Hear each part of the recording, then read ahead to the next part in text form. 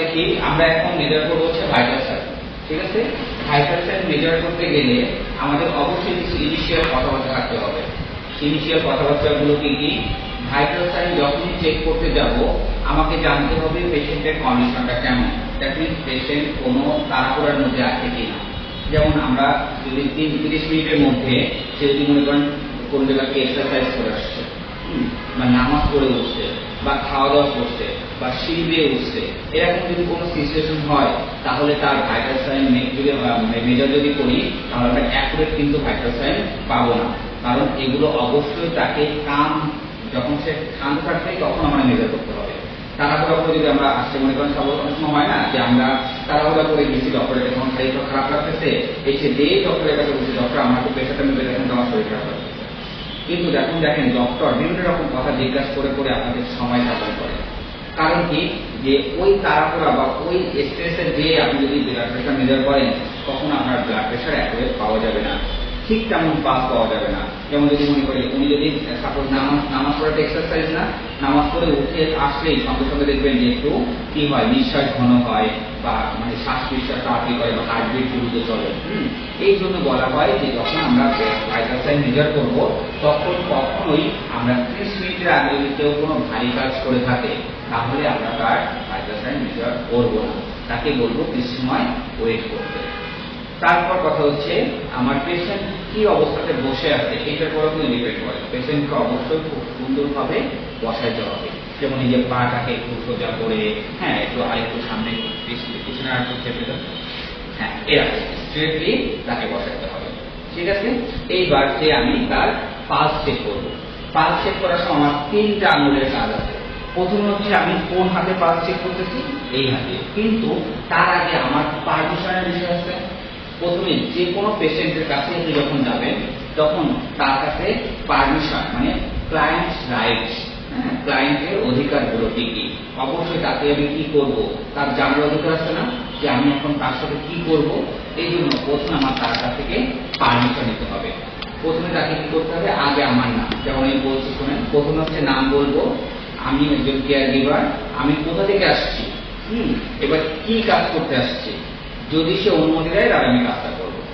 তাহলে এইভাবে সিরিয়ালি আমাকে বলতে হবে। প্রথমে আপনার নাম, তারপরে আপনি কি মানে আপনার ডেজিগনেশন, আপনি একজন কেয়ার গিভার হিসেবে এখানে আসছেন। তারপর হচ্ছে কি, যে আপনি কোথা থেকে আসছেন, কোথা থেকে আপনাকে পাঠানো হয়েছে, মানে কোন প্রতিষ্ঠান থেকে আপনাকে পাঠানো হয়েছে। তারপর হচ্ছে আপনি কি কাজের জন্য এখানে আসছেন, অ্যান্ড দেন লাস্ট ওয়ান, সে যদি অনুমতি দেয় তাহলে আমি তখন তাকে বলতে পারি, স্যার আমি দীপঙ্কর বর্ধন, আমি একজন কেয়ার গিভার, আমি এডু মাইগ্রেন্ট প্রতিষ্ঠান থেকে আসছি ডক্টরের পরামর্শে আপনার ভাইটাল সাইন চেক করতে। আপনি যদি অনুমতি দেন তাহলে আমি কাজটা শুরু করতে পারি। ঠিক আছে, এই কথাটা অবশ্যই এটা হচ্ছে তার অনুমতি নেওয়া। বিশেষ করে আপনারা যখন কেয়ার গিভিং লেভেল 2 করছেন, জেনারেল কেয়ার গিভিং লেভেল 2 করছেন, এখানে ground rules of care giving বলে একটা ইউনিট আছে। ওইখানে যেমন কেয়ার গিভারের কিছু রাইটস আছে, তেমন ক্লায়েন্টের বা পেশেন্টেরও কিছু রাইটস আছে।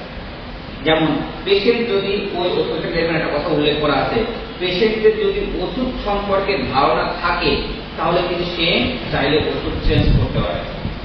এই রাইটসটাও কিন্তু অ্যাজ এ পেশেন্ট তার আছে। তো আমাকে অবশ্যই একটা পেশেন্টের রেসপেক্ট, সম্মান, বা তার সাথে কি কাজ করছি, তাকে এখন কোন কাজগুলো করবো, এইগুলোর জন্য অ্যাওয়ার করতে হবে। কারণ কি, তার মেন্টাল মানে কি বলে স্যাটিসফ্যাকশন বলেন বা মেন্টাল অ্যাওয়ারনেস বলেন, এটাও কিন্তু খুব ইম্পর্টেন্ট। সেজন্য প্রথমে আমি কি বলে নিলাম, যে আমি দীপঙ্কর বর্ধন, আমি একজন কেয়ার গিভার, আমি এডু মাইগ্রেন্ট প্রতিষ্ঠান থেকে আসছি, ডক্টরের পরামর্শ অনুযায়ী আমি এখন আপনার ভাইটাল সাইন মেজার করবো। আপনি যদি অনুমতি দেন তাহলে আমি কাজটা শুরু করতে পারি। এই 4টা কথা বলার পরে সে অনুমতি দিল। অনুমতি দেওয়ার পর আমি তাকে বলতে পারি তার কিছু সময় ওয়েট করেন, আমি জিনিসপত্রগুলো গুছিয়ে আনছি।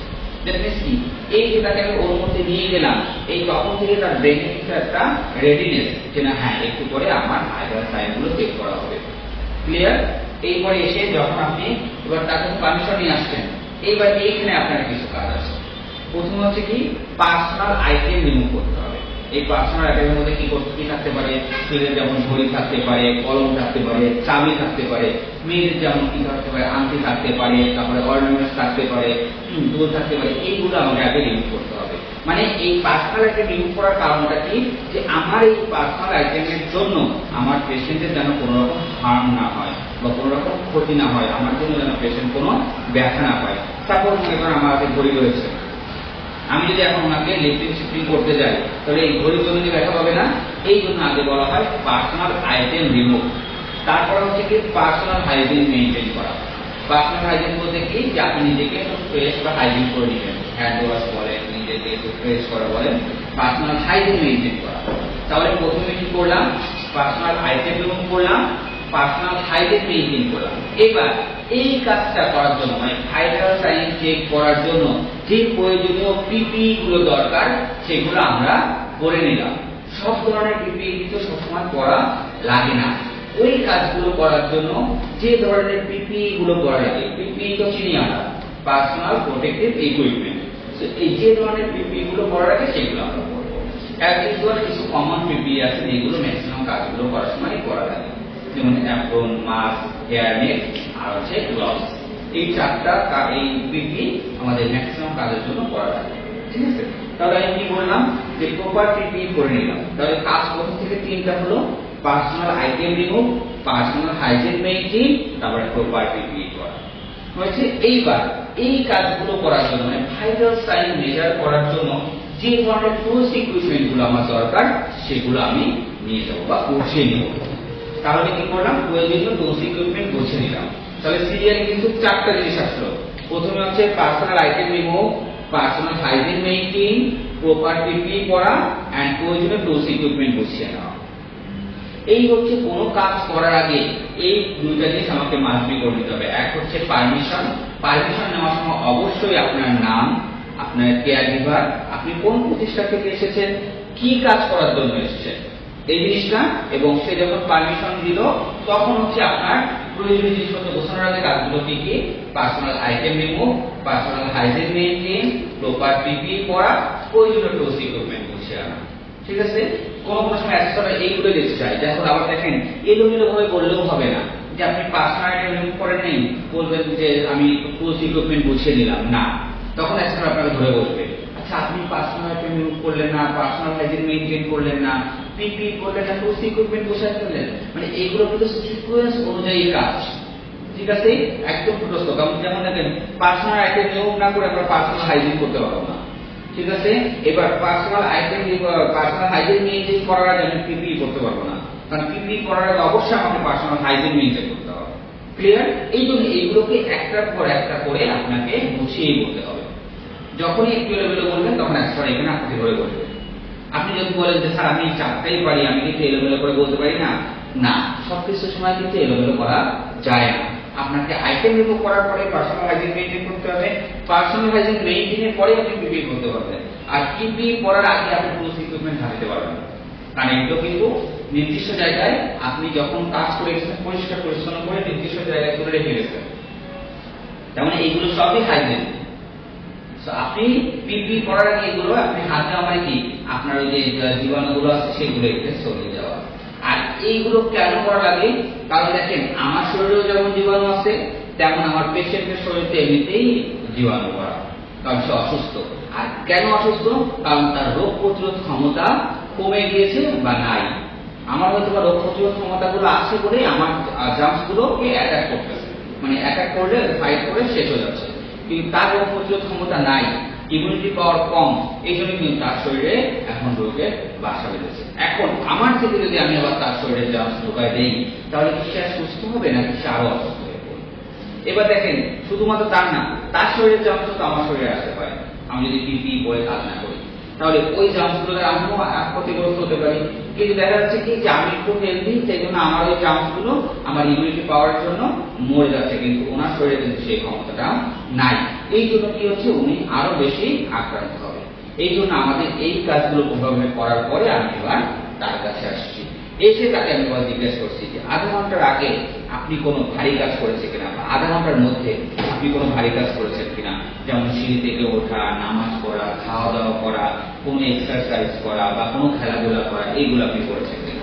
যদি সে করে থাকে তাহলে আমরা শুনবো কত সময় আগে করেছে। মনে বললো যে সে করেছে, তখন আমি উল্লেখও যেহেতু বলেছি যে আধা ঘন্টার মধ্যে করেছেন কিনা, তারপর দেখা গেলো বলেছে যে হ্যাঁ আমি করেছি, আমার কত সময় হয়েছে, কতটুকু সময় হয়েছে, যে দেখা গেলো বললো যে 20 মিনিট হয়েছে বা 15 মিনিট আগে আমি খেলাধুলা করে আসছি। দ্যাট মিনস কি পরবর্তী ওইটুকু সময় আমার তার জন্য একটু ওয়েট করতে হবে বা তার সাথে অন্যরকম কোনো কথাবার্তা বলতে হবে। ওই টাইম 30 মিনিট ক্রস করলে মনে করেন সে স্টেবল। এখন তাহলে আমি তার ভাইটাল সাইন মেজার করতে পারবো। ঠিক আছে, এইবার কাজ করবো। প্রথমে মনে করেন তার পালস চেক করবো। পালস চেক করতে গেলে অবশ্যই আমার কি প্রয়োজন? ঘড়ি প্রয়োজন। গুরুত্বপূর্ণ একটা কথা বলে নিই, ভাইটাল সাইন চেক করতে গেলে তার 4টা জিনিস আছে ভাইটাল সাইন, তাই না? পালস রেট, তারপর হচ্ছে ব্লাড প্রেসার, বডি টেম্পারেচার এবং রেসপিরেশন রেট। এই 4টা জিনিসের মধ্যে 3টা জিনিসই আছে যেটা ঘড়ি ছাড়া হবে না। সেই 3টা জিনিস কি কি? পালস রেট, তারপর হচ্ছে রেসপিরেশন রেট এন্ড টেম্পারেচার। ঠিক আছে, এই 4টা জিনিসের মধ্যে 3টা জিনিস আমরা কিন্তু ঘড়ি বাধ্যতামূলক। কারণ প্রত্যেকটাতে মনে করেন পালস রেট এবং রেসপিরেশন রেট আমরা 1 মিনিট চেক করতেছি, আর হচ্ছে এই টেম্পারেচার 2 মিনিট চেক করতেছি। তাহলে এইগুলো করার জন্য আমার অবশ্যই ঘড়ির প্রয়োজন। শুধু ব্লাড প্রেসার মেজার করার জন্য কিন্তু আমার কোনো ঘড়ির প্রয়োজন পড়ছে না। তাহলে এই ঘড়িটা কতটা গুরুত্বপূর্ণ বুঝছেন তো? ব্লাড কি বলে ভাইটাল সাইন মেজার করার জন্য আমাকে 3টা জায়গায় কিন্তু ঘড়ি প্রয়োজন। এই জন্য ঘড়িটা কোনো রকম ভুললে চলবে না। তাহলে কি হচ্ছে, আমি এখন তার কি করব? পালস চেক করব। ক্লিয়ার? সেই ক্ষেত্রে পালস চেক করার সময় আমাকে অবশ্যই তাকে হ্যান্ডশেক, এই যে হ্যান্ডশেক, এই হ্যান্ডশেক স্টাইলে তাকে ধরতে হবে না। ক্লিয়ার? ধরার পরে আমার এই 3টা আঙ্গুলের কাজ আছে, ইন্ডেক্স, মিডিল এন্ড হচ্ছে রিং। ইন্ডেক্স দিয়ে আমি প্রেসার ক্রিয়েট করব, ইন্ডেক্স দিয়ে কি করব? প্রেসার ক্রিয়েট করব। মিডিল দিয়ে আমি হচ্ছে কাউন্ট করব, ফিল দিব, আর ইন্ডেক্স রিং দিয়ে আমি অ্যাডজাস্ট করব। ক্লিয়ার? এই 3টা আঙ্গুলের কাজ, middle, index, middle and ring. এই 3টা আঙ্গুলের কাজ কি? প্রথমে ইন্ডেক্স দিয়ে আমি হচ্ছে কি করব? প্রেসার ক্রিয়েট করব। মিডিল দিয়ে ফিল অর কাউন্ট করব, আর 3 নাম্বার রিং দিয়ে আমি হচ্ছে কি করব? অ্যাডজাস্ট করব। এই ক্ষেত্রে আমি এই যে মনে করেন তাকে পারমিশন নিয়ে আসছি, এই জিনিসপত্র গোছায় নিয়ে আসছি, আনার পরে এই যে জিনিসগুলো জিজ্ঞাসা করলাম সে আধা ঘন্টার মধ্যে কোনো কিছু করেছে কিনা, এই সমসাময়িক সময় তাকে আমি আবার জিজ্ঞাসা করব, বলে নিব আর কি, আবার করবো, স্যার এই ভাইটাল সাইন গুলো মেজার করতে গেলে আপনার শরীরে আমার স্পর্শ লাগতে পারে, আপনি বিচলিত না হয়ে আমাকে সহযোগিতা করবেন। কারণ দেখেন ভাইটাল সাইন সবই কিন্তু আমার শরীরে টেস্ট করতে হবে। ওনার আমার হাত ধরতে হবে, ডেরা ধরতে হবে, হ্যাঁ, তারপর হচ্ছে কি ওই যে ব্লাড প্রেসার মেজার করতে ডেরা ধরতে হবে, বা আমার তার কাছাকাছি যেতে হবে, কারণ তার রেসপিরেশন রেটটা আমি চেক করব। সো তার কাছাকাছি যেতে হবে, তাকে আমাকে আবার করতে হবে যে ভাইটাল সাইন চেক করার সময় আপনার শরীরে আমার স্পর্শ লাগতে পারে, আপনি বিচলিত না হয়ে আমাকে কি করবেন? সাহায্য করবেন। ক্লিয়ার? এইবার যে আমি কি করলাম, যখন ব্লাড প্রেসার পালস মেজার করব তখন আমি কি করব? হ্যান্ডশেক স্টাইলে। দেখছেন আমি কি করছি, এই যে বাম সাইডে যখন ডান সাইড আসবে, ডান হাতের, তখন আমার একটা হ্যান্ডশেক করে সিস্টেমে করে এইভাবে করতে হবে। ঠিক আছে? আবার একটা জিনিস বলি, যখন আমি কি বলে ভাইটাল সাইনের যে কোনো জিনিস চেক করব, অবশ্যই পেশেন্টকে কমফোর্টেবল পজিশনে বসিয়ে নিয়ে। ক্লিয়ার? ইভেন দেখেন আমি হাত ফার্স্ট মেজার করছি বলে হাত এরকম উঁচু করতে পারবো না, অবশ্যই এরকম প্লেসে আমাকে ধরেই তারপরে হাত মেজার করবো। অনেকে আছেন আমরা তাড়াহুড়া করে এরকম ধরে এরকম মেজার করি, নো, আমাকে অবশ্যই খুব একটা কমফোর্টেবল, কারণ আমি পেশেন্ট আমার এরকম হাত উঁচু করে রাখলে কিছু সময় পর্যন্ত তাদের বুঝতে হতে পারে, ভার মনে হতে পারে, কিন্তু না, আমি এরকম সমান্তরাল পজিশনে রেখে তারপরে আমার এই 3টা আঙ্গুলের কাজ আমি তো বলেছি। তাহলে হচ্ছে কি করলাম, আর আমরা পালস কোথায় সবচেয়ে ভালো কোথায় পাই? রেডিয়াল আর্টারিতে। ঠিক আছে, রেডিয়াল আর্টারিটা কোথায়? এই রেডিয়াস যে সাইডটা আছে আমাদের হাড়, এই রেডিয়াস হাড়ের ঠিক কি করবো? থাম ফিঙ্গারের নিচে। সো প্রথমে 3 আঙ্গুল, প্রথমে আমি কি করলাম? ইন্ডেক্স দিয়ে কি করলাম? প্রেসার ক্রিয়েট করলাম। মিডিল দিয়ে কি করব? ফিল করব, আর ইন্ডেক্স রিং দিয়ে কি করব? অ্যাডজাস্ট করব। অ্যাডজাস্টটা কি? কোনো সময় দেখবেন একটা পেশেন্টের প্রথম 10 সেকেন্ড খুব দ্রুত বিট দিচ্ছে, তার পরবর্তী 10 সেকেন্ড দেখবেন একটু কম কম আস্তে আস্তে বিট দিচ্ছে। এই যে বিট কম বেশি, এই অ্যাডজাস্টের জন্য আমাকে এই রিং ফিঙ্গারটা রাখতে হয়। ঠিক আছে? সো আমি হচ্ছে ইন্ডেক্স দিয়ে প্রেসার করলাম, মিডিল দিয়ে ফিল করছি, এন্ড হচ্ছে কি বলে আপনার রিং দিয়ে অ্যাডজাস্ট করলাম। করার পরে আমি তার কতটুকু সময় দেখব? 1 মিনিট সময় দেখব তার কয়টা বিট পাওয়া যাচ্ছে। ঠিক আছে, এবং সেই বিটটা আমি কি করব, রেকর্ড করব রেকর্ড ফাইলে। ঠিক আছে, এই ক্ষেত্রে অ্যাসেসর আপনাকে কনফিউজ করতে পারে যে আপনি পুরো 1 মিনিট দরকার নেই, আপনি 10 সেকেন্ডে কয়টা বিট পেয়েছেন আমাকে বলেন, বা 5 সেকেন্ডে কয়টা বিট, 5 সেকেন্ড সাধারণত বলে না, 10 সেকেন্ড বা 15 সেকেন্ড বলে। যে বলবে কি দেখেন আপনার সিনারিও দিয়ে দিবে, আপনার পেশেন্টের খুব শরীর খারাপ, এখন ইনস্ট্যান্ট আপনাকে দ্রুততার সহিত ভাইটাল সাইনগুলো চেক করে আপনার একটা ডিসিশনে আসতে হবে।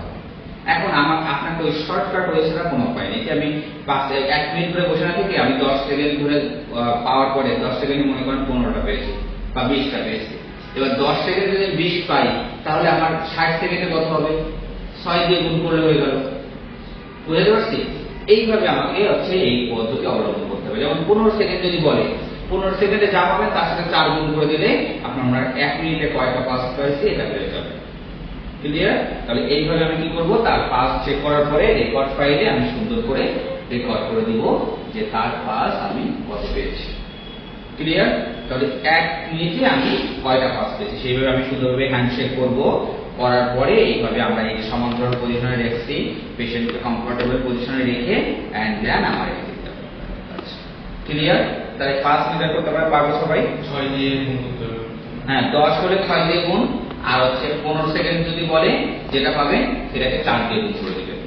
ঠিক আছে, কারণ 4 15 60 আর 10 সেকেন্ড হলে 660। হ্যাঁ, এই আছে আমাদের টেকনিক। শুধু এই পদ্ধতিটা আমাকে অবলম্বন করতে হবে। যদি অ্যাসেসর 1 মিনিটে করতে বলে নো প্রবলেম, আমরা 1 মিনিটে যতটা পেয়েছি আমি সেটা কাউন্ট করে বলে দেব। কিন্তু ইনস্ট্যান্ট যদি অ্যাসেসর বলে যে না আপনি আমাকে 10 সেকেন্ড পাস মেপে আমাকে বলেন কত পেয়েছেন, প্রথমে বলবে 10 সেকেন্ডে কত পেয়েছেন সেটা বলবে। এখন 10 সেকেন্ড আপনি যে কয়টা বিট পাবেন সেই কয়টা বিট বলবেন। বলার পরে তখন আপনাকে বলবে তাহলে 10 সেকেন্ডে যদি আপনি 15টা বিট পেয়ে থাকেন তাহলে তার অ্যাকুরেট পাস রেট কত। তখন আপনি কি করবেন, ওই যে 6 দিয়ে ওই 15টা গুণ করে দিবেন, কারণ 10 সেকেন্ডে 15টা পাইছেন। এবার 6 দিয়ে গুণ করে দিলে আপনি যেটা পাবেন সেটা আপনি সুন্দর করে রেকর্ড করে দিবেন। ক্লিয়ার?